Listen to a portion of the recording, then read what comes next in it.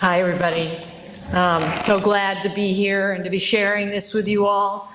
It's very important to me. And thank you to the organizers who put it together. Organizing, yay. Yeah, I've been trying to sort of avoid thinking about Leslie being gone.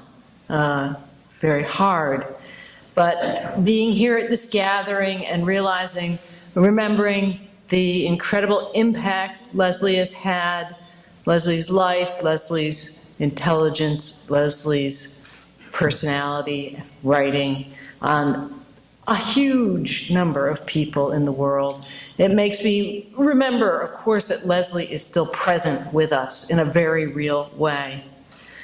It's hard for me to describe the impact that Leslie had on the world, of course, and even on me in the 3 minutes, right?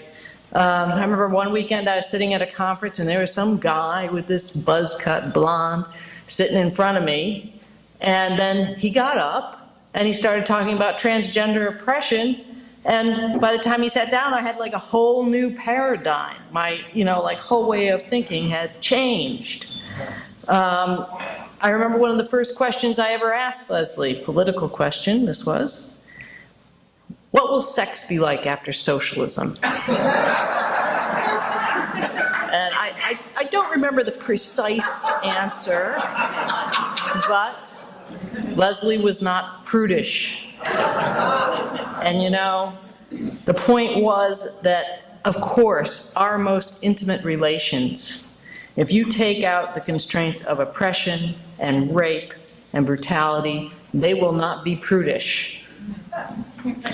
Leslie supported me in so many decisions, personal decisions, particularly about my health. And that's why it was so hard to know about the indignities and the bigoted doctors and others who really made the struggle to stay healthy so challenging for Leslie.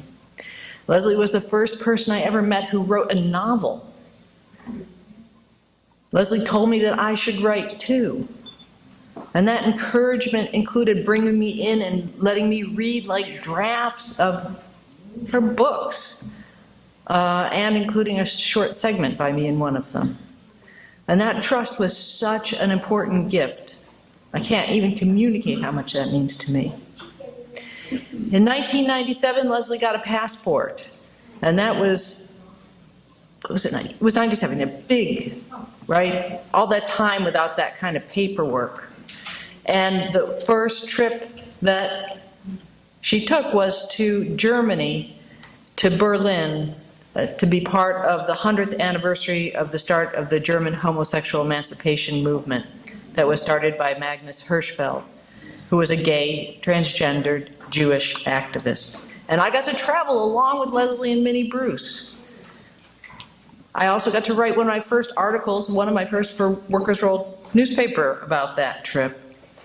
And I also was there in a real way to be there in case there was any problem with how the authorities dealt with Leslie's gender, or perhaps it's better to say how to be there to help in case there was any bigoted response to Leslie being Leslie.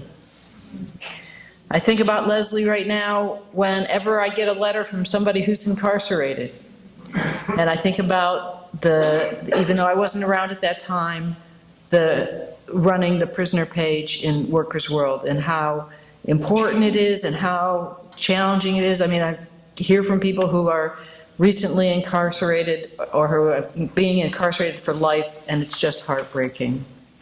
So I just want to say that I'm glad to be reminded by all the comrades and friends about the kind of solidarity, the best fighter of each and every kind of oppression that Leslie was, and for each and every one of us. And thank you very much.